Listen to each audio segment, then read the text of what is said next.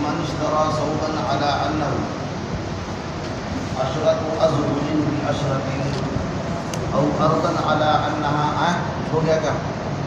ٹھیک ہے، صحیح چل رہے ہیں.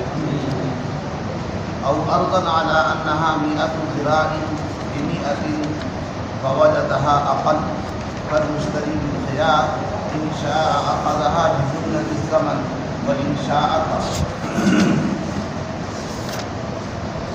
فرمایا کہ کسی آدمی نے ایک کپڑا خریدا تھا اس شرط کے ساتھ کہ اس میں 10 ذراع ہے. وہی جیسا ہوتا ہے بھائی یہ 10 میٹر کا کپڑا ہے. کیا کہہ رہا ہے وہ؟ 10 میٹر کا کپڑا ہے اور 10 درہم کے لے لو، 10 روپے میں لے لو. کیا کہہ رہا ہے وہ؟ 10 درہم کا کپڑا ہے، 10 درہم کے عوض لے لو. ایک بات، ایک مسئلہ. ایسے ہی ایک آدمی نے ایک زمین خریدا، کہہ رہا ہے کہ بھائی یہ 100 ذراع ہیں. جیسا آپ کے اعتبار سے اسکوائر فٹ چلتے ہیں، کیا چلتے ہیں بھائی یہ 100 اسکوائر فٹ ہے، 100 کے حساب سے لے لو، 100 درہم کا لے لو. ایسا بول رہا ہے. یا ایک زمین خریدا تھا اس شرط کے ساتھ کہ وہ 100 ذراع ہیں، بیوی عدد 100 کے عوض لے لو، یعنی 100 اسکوائر فٹ ہیں، 100 روپے میں لے لو. ٹھیک ہے، معاملہ ہو گیا. معاملہ ہونے کے بعد جب وہ ناپنے کی باری آئی تو کپڑا ناپا گیا، تو کپڑا ناپا تو کم ملا، بجائے 10 کے 9 نکلتا ہے، 8 نکلتا ہے. کتنا نکلتا ہے؟ کپڑا بھی کم نکلا. اسی طریقے سے 100 اسکوائر فٹ مثلا زمین لینا تھا اس کو، تو وہ 100 نہیں نکلی، 99 ہے، 90 ہے، کچھ بھی نکلا. اس صورت میں کیا ہوگا؟ فرمایا فوجدها اقل. اب وہ اس زمین کو یا کپڑے کو کم پاتا ہے مقدار کے اعتبار سے. کس کے اعتبار سے؟ مقدار اس میں کم نکلے گی. تو فرمایا فالمشتری بالخيار.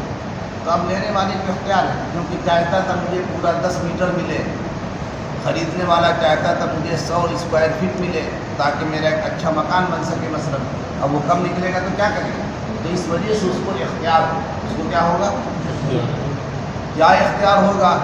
اختیار یہ ہوگا کہ اگر چاہے تو اس 90 اسکوائر فٹ جو نکل رہا ہے، یا کہ بجائے 10 میٹر کے وہ 9 میٹر نکل رہا ہے، اس پورے کپڑے یا پوری زمین کو جملہ سمن کے ساتھ لے. سمن کی کمی نہیں ہوگی. بات سمجھ آ رہی بھائی؟ ناپنے میں وہ 90 یا 99 اسکوائر فٹ ہے تو آپ کو اختیار ہے، لینا ہے چاہے لو چاہے نہ لو، نہ لینے کا اختیار ہے. لیکن اگر لو گے تو آپ کو 100 روپے ہی دینا پڑے گا. اس سے پہلے کے مسئلے میں کیا تھا؟ جتنا کم ہوگا اتنا پیسے بھی کم ہو جائے گا. لیکن یہاں کیا ہے بھائی؟ وہاں مثلا کہا تھا کہ بھائی یہ 100 فٹ ہے، 100 روپے کا لے لو، اور غلہ نکل رہا 99 کو کتنا دینا پڑے گا؟ 99 دینا پڑے گا. یہی بات تھی نا. لیکن یہاں کیا بات آ رہی ہے؟ 100 روپے کا ہے. تو وہ بجائے 10 میٹر کپڑے کے 9 میٹر نکل رہا ہے پورے تھان میں سے، تو بھی آپ کو اگر لینا ہے تو 10 روپے ہی دینے. کتنے دینے پڑیں گے؟ 10 روپے. اور زمین آپ کی کم نکل رہی ہے، لینا ہے تو کتنے دینے پڑیں گے؟ 100 روپے ہی دینے پڑیں گے. کتنے دینے پڑیں گے؟ 100 روپے. یہ نہ کہیں گے جتنا کم ہو گیا ہے اتنا پیسہ کم کر دو. جتنا کم ہو گیا ہے، ہاں ایک اختیار ہے کہ زبردستی نہیں ہے، نہیں لینا تو میں ختم کر دوں، نہیں لینا تو کیا ہے. اب آپ کہیں گے یار یہ فلسفہ سمجھ میں نہ آیا ہے، جب کم تھا تو کم دینا چاہیے. تو ہم نے اس سے پہلے بھی بتایا تھا کہ چونکہ مکیلات و موضوعات میں کمی بیشی اصل ہے اور اصل کے مقابل ثمن ہوتا ہے. تو چونکہ آپ کا گیہوں ہر کیل اصل ہے، ہر کیل کیسا ہے بھائی؟ تو اب جتنے ہر کیل کے عوض میں پیسہ تھا، کیا تھا وہ؟ ہر کیل کے عوض میں پیسہ تھا نا. تو جتنے کیل تھے اتنے پیسے دینے پڑے. لیکن جو کپڑوں جو گزوں سے ناپے جانے والی چیز ہے، گزوں سے ذرا سے دونوں باتیں، جو ذرا اور گزوں سے جو ناپنے والی چیز ہوتی ہے مثلا کپڑا وغیرہ، اس میں کمی بیشی اصل نہیں وصف ہے. اس میں کمی بیشی کیا ہے بھائی؟ وصف ہے. اور وصف کے مقابل تنے طرح کوئی چیز نہیں. محض جیسا کہ ہم نے مثال دیتی ہے کہ بھائی اچھی تھی میری، میں نے بکری دیا، وہ کہا تھا لنگڑی ہے لیکن وہ اچھی نکل آئی تو اچھے کے کچھ پیسے دے دو. اس کے مقابل کوئی چیز، وصف کے مقابل کوئی چیز نہیں ہے. ہاں وصف کو اگر علیحدہ طور پہ بیان کر دیا جائے، وصف کو اگر کیا کر دیا جائے، علیحدہ طور پر اس کو سمن کے عوض بنا کر کے علیحدہ، تب اس کے مقابل میں سمن آئے گا، لیکن وصف تابع ہو کر کے اس کے مقابل کوئی سمن نہیں۔ تو اب دیکھو یہاں پر کم ہو رہا ہے، 1 گز کم ہو رہا ہے، یا 1 میٹر کم ہو رہا ہے، یا 10 میٹر کم ہو رہا ہے، یہ سب وصف ہیں، کیونکہ گزوں سے ناپی جانے والی چیز میں کیا ہے بھائی، کمی بیشی کیا کہلاتی ہے، وصف ہے۔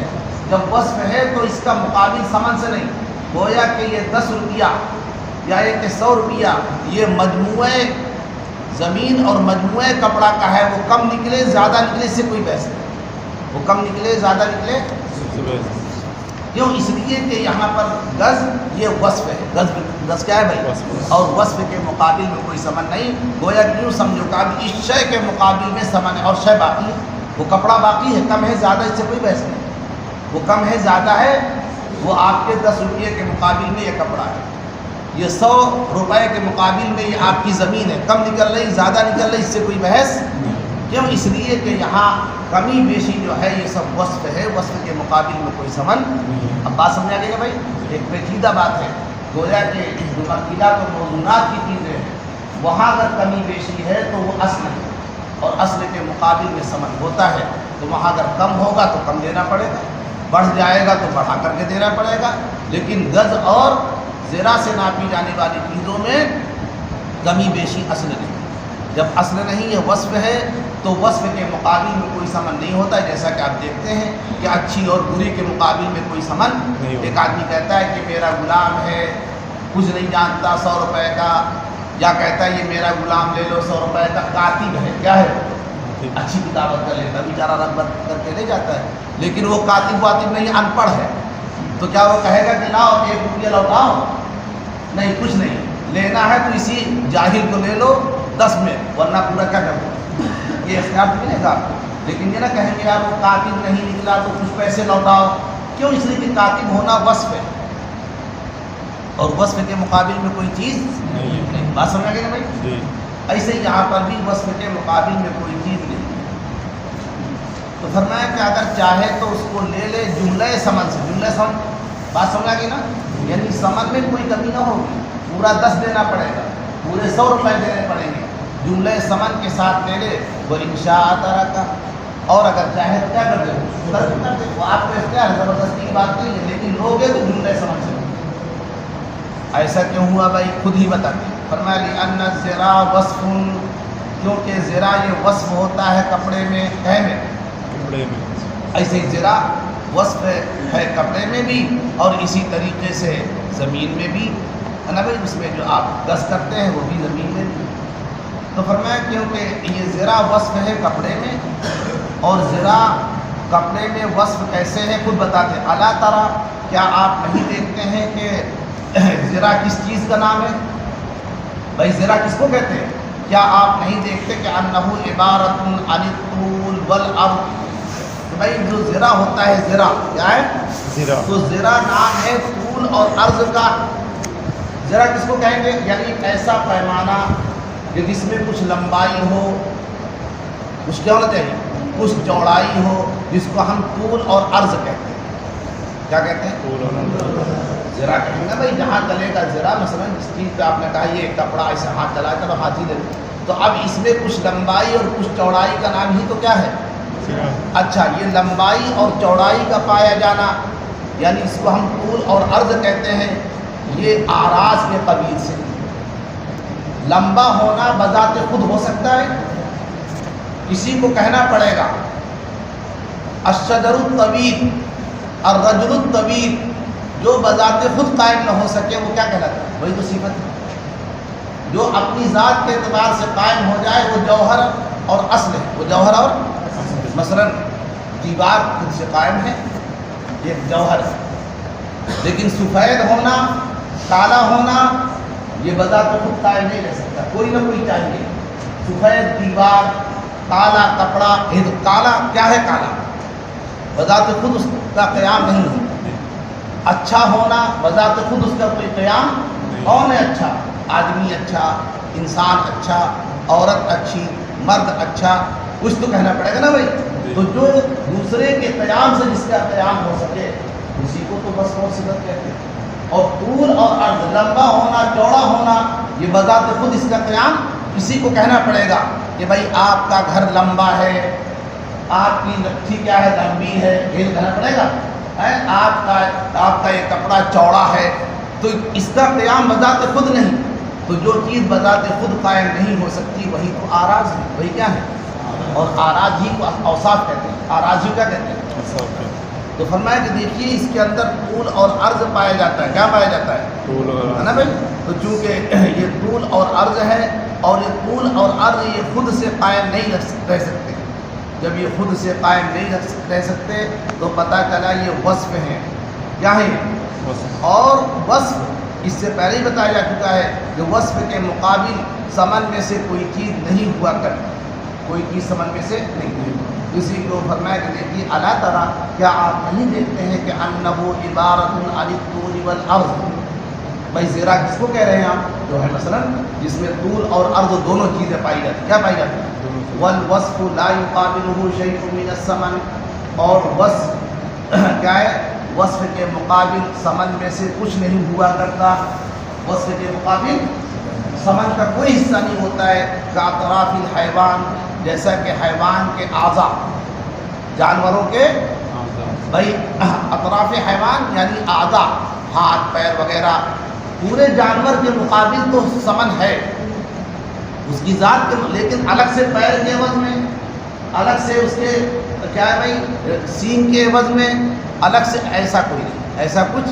اب اگر آپ کہہ رہے تھے کہ بکری ہے 10 روپے کی میں دے رہا ہوں مثلا، ابھی وہ صحیح سالم تھی لیکن قبضہ کرنے سے پہلے اس کا پیر ٹوٹ گیا، پیر ٹوٹا نا اس کا، تو اب اس ثمن میں کچھ کمی نہیں ہوگی. ہاں اختیار ہوگا، لینا چاہو تو اسی 10 میں اس کو لے لو، اور نہیں لینا ہے تو کیا کرو.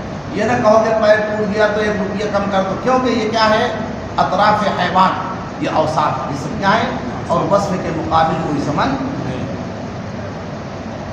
وہی فرمایا کہ جیسا کہ اطراف حیوان کے مقابل یعنی کہ جانوروں کے اعضاء کے مقابل میں کوئی ثمن نہیں ہوتا ہے. وہی جیسا کہ باندی خرید رہا تھا کہ ابھی قبضہ نہیں کر پایا تھا کہ وہ باندی کی ایک آنکھ ضائع ہو گئی. ایک آنکھ کیا ہو گئی؟ تو اب یہ نہیں کہا جائے کہ ایک آنکھ ضائع ہو گئی تو اس کے عوض میں کچھ ثمن کم کر دو، نہیں. ہاں آپ کو اختیار ہے، اسی ثمن کے ساتھ لینا چاہو تو لو اور واپس کرنا چاہو تو کیا کرو، یہ اختیار تو ہے. لیکن ثمن آپ کمی بیشی، کیونکہ یہ اوصاف ہے اور وصف کے مقابل کوئی ثمن.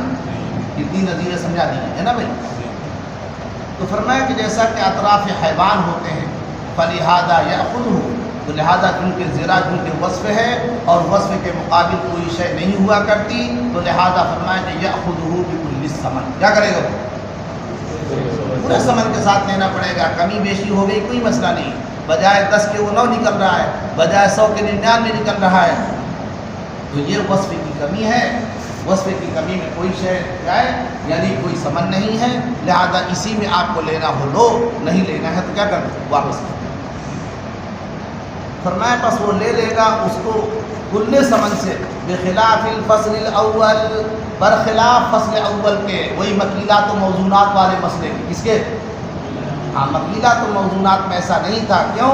لأن المقدار یقابلہ الثمن، کیونکہ مکیلات و موزونات میں جو مقدار ہے کمی بیشی اس کے مقابل ثمن ہوتا ہے. جب اس کے مقابل ثمن ہے تو اگر مقدار میں کم ہوگا تو کم دینا پڑے گا، مقدار میں زیادہ ہے تو کیا کرنا پڑے گا، زیادہ دینا پڑے گا. فلہذا یأخذہ بحصتہ، لہذا وہاں پہلے والے مسئلے میں وہ اس موجود مبی کو اس کے حصے ثمن سے لے گا، کل ثمن سے نہیں لے گا. کیسے لے گا؟ حصے ثمن، کل ثمن سمجھا رہا نا بھائی، مجموعہ ثمن.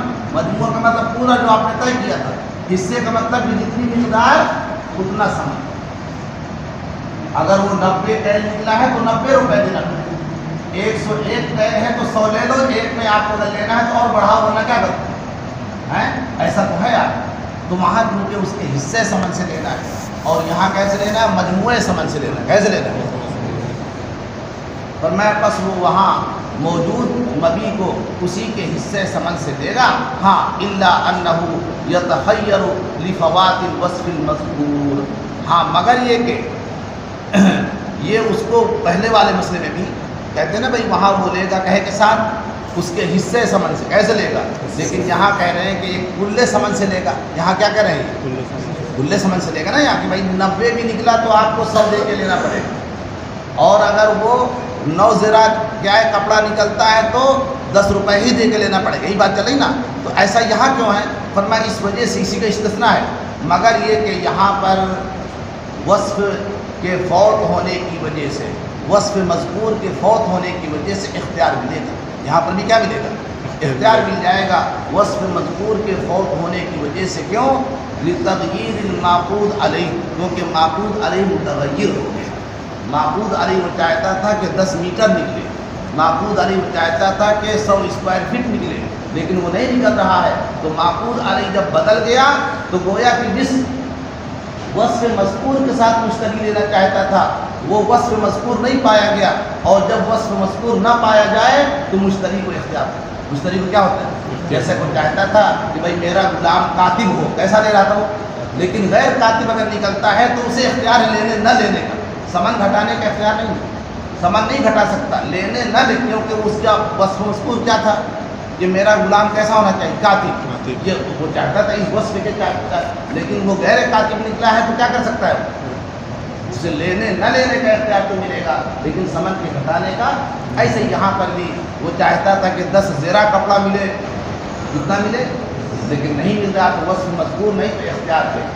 ایسے ہی چاہتا تھا 100 اسکوائر فٹ مجھے ملے، نہیں ملا تو کیا کرے گا وہ. ہاں تو اسی وجہ سے فرمایا اللہ کا استثناء وہیں سے ہے پہلے والے میں سے، مگر یہ کہ اس کو اختیار مل جائے گا کہ وہ کیا کرے، اس کو اختیار ہوگا اس وصف مذکور کے فوت ہونے کی وجہ سے، اس لیے کہ معقود علیہ اس پر متغیر ہو گیا.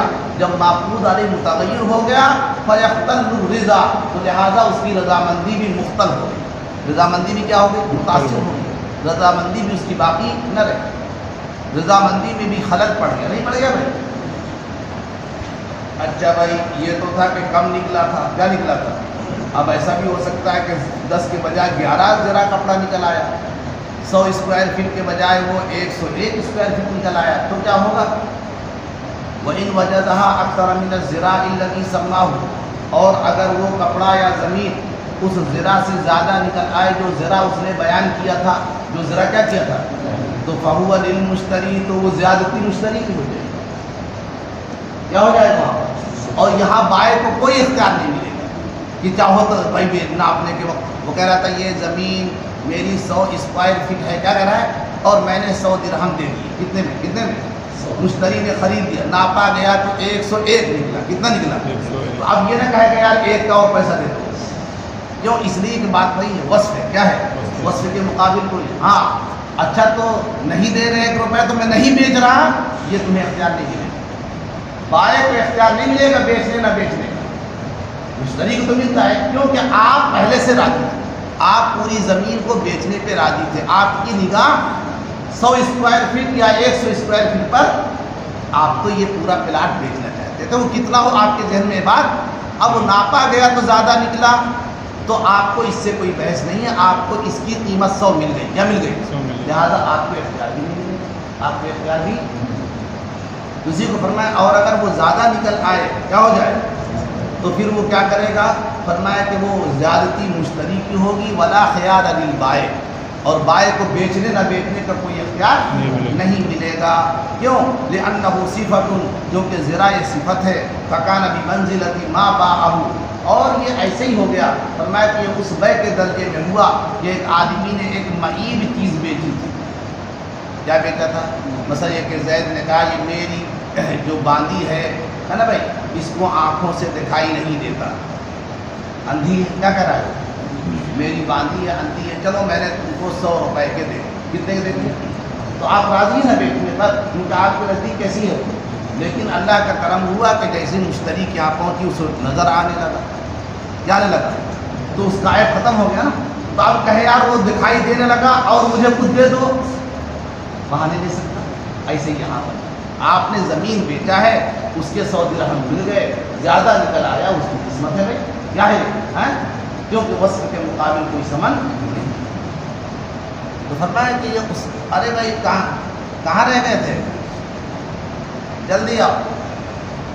تو فرمایا کہ اور اگر وہ اس کو زیادہ پاتا ہے، کتاب نکال لے گئے تھے کیا؟ اچھا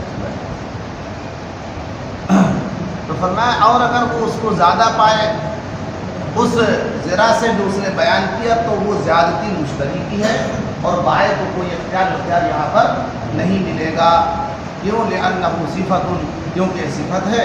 فکان بمنزلۃ ما اذا باعہ معیبا، بس یہ اسی بے کے درجے میں ہوا کہ جب کہ اس نے اس کو بیچا تھا معیب، کیسا بیچا تھا؟ عیب دار، کیسا بیچا تھا؟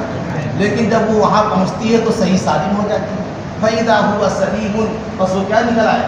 یکایت وہ، تو اس کے مقابل میں آپ کچھ نہیں مانگتے نا. ایسے یہاں پر زیادہ نکل آیا تو آپ کچھ مانگیں گے. وَلَوْ قَالَ بِئْتُكَ، اب یہاں تک تو یہ تھا کہ اس نے ہر ذرا کے مقابل میں ثمن کو قرار نہیں دیا تھا، مجموعے کا ثمن اس کا تھا. لیکن یہ شکل ایسے آئے کہ وہ ہر ذرا کو الگ کہتا ہے. کیا کہتا ہے؟ وہ کہتا ہے کہ میں نے بیچا ہے اس کو اس شرط کے ساتھ کہ یہ 100 ذرا ہے. کتنے ہیں؟ 100 درہم کے عوض بیچتا ہوں. لیکن آگے کہہ رہا ہے کہ ہر ذرا 1 درہم کے عوض. آگے کیا کہہ دیتا ہے؟ تو گویا کہ اب ہر ذرا کو علیحدہ کرتا ہے. ہر ذرا علیحدہ مبی، ہر ذرا جب علیحدہ مبی ہے تو اب اگر کمی بیشی ہوگی تو پیسے بھی کیا ہو جائے گی، کیونکہ ہر ذرا الگ مبی. فرض کر لو کہ میں نے 10 چیزوں کو ایک ساتھ بیچا تھا اور کہا تھا کہ 100 روپے، اس میں کمی بیشی ہے وہ سب. لیکن میں کہوں یہ بھی 10، یہ بھی 10، یہ بھی 10، یہ بھی 10، تو جتنے ہوں گے اتنے ہی تو 10 دینے پڑیں گے آپ کو.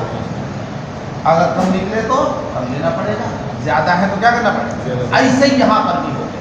وہ کہہ رہا ہے کہ بھائی یہ میری زمین 100 گز ہے، 100 درہم کی میں دے رہا ہوں، لیکن ہر ذرا 1 درہم کے ہر ذرا. اب جب اس نے ہر کل ذراعین بدرہم کہہ دیا تو گویا کہ ہر ذرا علیحدہ ہوگی. ہر ذرا کیا ہو گئی؟ جب علیحدہ ہو گئی تو علیحدہ اس کا ثمن ہو گیا. جب علیحدہ ثمن ہو گیا تو اس وصف کے مقابل ثمن آ گیا. اب جب وصف کے مقابل ثمن آ گیا تو جو کمی ہوگی کمی کو لینا پڑے گا، جو زیادتی ہے زیادتی. تو فرمایا کہ اور اگر وہ کہتا ہے کہ میں نے آپ کو بیچا، کہا میں نے آپ کو بیچا ہے یہ زمین یا یہ کپڑا اس شرط کے ساتھ کہ 100 ذرا ہے، 100 درہم کے وقت بیچ رہا ہوں، کل ذراعین بدرہم، کیسے بیچ رہا ہوں میں؟ فوجدہا ناقصہ، پھر وہ ناپنے کے بعد اسے کم پاتا ہے. کیا پاتا ہے؟ مشتری کو کم نظر آئے. تو فرمایا فالمشتری بالخیار، تو مشتری کو نمبر 1 پہ اختیار ملے گا کیونکہ کم مل رہا ہے. ان شاء اخذها بحصتها، اگر چاہے تو اس کو لے لے حصے ثمن سے، مجموعے ثمن سے نہیں لینا. کیسے لینا؟ اور حصے کا مطلب کہ جتنا نکلے اتنے درہم. 99 گز نکلا ہے تو 99 دینا پڑے گا. کتنا دینا پڑے گا؟ اگر چاہے تو لے لے اس کے حصے ثمن سے. وَإِن شَاءَ تَرَكَ، اور اگر چاہے تو کیا کر دے. یہاں ایسا کیوں ہوا بھائی؟ یہ بھی تو وصف تھا، لیکن وصف کے مقابل آپ نے ثمن قرار دے دیا. اس کی وجہ بتاتے لِأَنَّ الْوَصْفَ وَإِن كَانَ تَابِعًا، فرمایا وصف اگرچہ یہ تابع ہوا کرتا ہے اصل کے. کس کے تابع ہوتا ہے؟ لَكِنَّهُ صَارَ أَصْلًا، لیکن یہ وصف بھی کبھی کبھی اصل کا درجہ اختیار کر لیا کرتا ہے. کیسے؟ بِإِفْرَادِهِ بِذِكْرِ الثَّمَن، علیحدہ طور پر اس کے ثمن کے ذکر کر دینے سے. کیسے؟ وصف تو قاعدہ یہی ہے کہ وصف تو اصل کے تابع ہوتا ہے، اس کے مقابل کوئی ثمن نہیں ہوتا ہے. لیکن جب اس وصف کو علیحدہ طور پر ذکر کر کے اس کے مقابل ثمن لے آئیں گے تو پھر وہ کیا بن جاتا ہے؟ اس کے مقابل. اور اس نے یہاں ایسے ہی کیا ہے، کل ذراعین بدرہم کہہ کر کے ہر ذرا کا علیحدہ ثمن جب کر دیا تو لہٰذا وہ اصل کا درجہ ہے. کیا ہو گیا؟ سمجھے گا؟ فرمایا کہ اگر یہ تابع ہوا کرتا ہے لیکنہ صار اصلا، لیکن یہ وصف اصل بن جایا کرتا ہے بِإِفْرَادِهِ بِذِكْرِ الثَّمَن. کیسے؟ ثمن کے اس کے تلے علیحدہ طور پر بیان کر دینے سے. فَنُزِّلَ كُلُّ ذِرَاعٍ، تو لہذا یہاں پر ہر ذرا کو علیحدہ ایک کپڑے کے درجے میں اتار دیا گیا. کس کے درجے میں؟ یوں کہو کہ ہر کپڑا علیحدہ ہے. ہر کپڑا کیا ہے؟ فَنُزِّلَ كُلُّ ذِرَاعٍ بِمَنزِلَةِ ثَوْبٍ، تو فرمایا ہر ذرا علیحدہ طور پر ایک کپڑے کے درجے میں. وَهَذَا، اور فرمایا کہ یہاں پر اس کے حصے ثمن سے لے گا. کیسے لے گا؟ کہا تھا نا کل ذراع بدرہم، تو اب مشتری کو اختیار ہے، اگر وہ 99 نکلتا ہے تو اس کے حصے سمن 99 لے کر کے پیسہ دے کر کے کیا کر لے اس زمین کو لے لے، اور اگر چاہے تو ترک کر، یہی بات چلے گا. تو کہتے ہیں یہ یہاں پر ایسا کیوں، اس کی وجہ فرمایا کہ وہادا، اور یہ یعنی اس کو اس کے حصے سمن سے لینا اس وجہ سے ہے کہ اگر فرض کر لو دو باتیں ہو سکتی ہیں. فرض کر لو کہ اگر وہ اس کو لیتا ہے کلے سمن سے، مثلا 99 نکلا لیکن 100 دے کر کے لیتا ہے، کیسے لیتا ہے؟ اگر وہ 99 نکلا لیکن اس نے کہا ہے کل ذراع بدرہم، کیا کہا اس نے؟ اب اگر وہ 99 نکلتا ہے اور وہ 100 دے کر کے لیتا ہے تو جو اس نے شرط لگائی ہے کل ذراع بدرہم کی، وہ شرط نہ پائی جائے. اس لیے ہم نے کہا کہ کلے سمن سے نہیں لے گا، حصے سمن سے. کیسے لے گا؟ تو فرمایا کہ یہ اس کے حصے سمن سے لے گا، لأنه لو أخذه بكل الثمن، کیونکہ اگر وہ اس کو کلے سمن کے ساتھ لیتا ہے یعنی پورے سمن کے ساتھ لیتا ہے تو لم يكن آخذا لكل ذراع بدرہم، تو پھر وہ کل ذراع بدرہم کے طور پہ لینے والا نہ ہوگا. حالانکہ بے میں یہی شرط تھی. بے میں کیا شرط تھی؟ کل ذراع، اور شرط ملحوظ ہوا کرتی ہے تو جو المسلمون علی شروطہم، کہ بھائی عاقدین اور مسلمان اپنے شرطوں پر قائم ہوا کرتے ہیں، تو جیسی شرط لگائی تھی وہ شرط پانے والا. بات سمجھ گئی نا؟ اچھا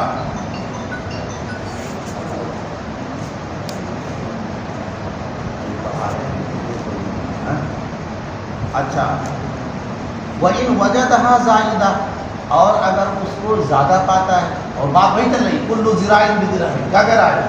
تو اب وہ کپڑا یا وہ زمین 100 کے بجائے 101 نکلے، ہے نا بھائی، کپڑا 10 کے بجائے 11 نکل آئے تو کیا ہوگا؟ فرمایا کہ اور اگر اس کو زائد پاتا ہے فَهُوَ بِالْخِيَارِ، تو بھی کہتے اس کو اختیار ہے. إِنْ شَاءَ أَخَذَ الْجَمِيعَ، اگر چاہے تو پورے 11 میٹر کو، یا یہ کہ 101 اسکوائر فٹ کو، پورے کو کل ذراع بدرہم کے طور پہ لے لیں. کیسے لے لیں؟ کیا مطلب کہ ہر بڑھ گیا تو ایک ذراع بڑھ گیا تو 1 درہم اور بڑھاؤ، 1 ذراع بڑھ گیا تو کیا کرو 1 درہم. تو لیکن اختیار کیوں مل رہا ہے؟ اختیار اس لیے مل رہا ہے کہ وہ بیچارہ 100 روپیہ لے کے تو آیا تھا، کتنے آیا تھا؟ اب اگر وہ لیتا ہے زمین تو اسے 1 روپیہ کا انتظام، تو اس وجہ سے پتہ نہیں انتظام ہو پائے نہ ہو پائے، تو کوئی زبردستی نہیں کہ لو. اس لیے آپ کو اختیار، اس لیے کیا ملا آپ کو؟ بھائی وہ کتنا انتظام کر کے آیا 100 روپئے، اور آپ کے ناپنے کی وجہ سے کل ذراع بدرہم میں اسے اب لگنا ہے کتنے؟ 101.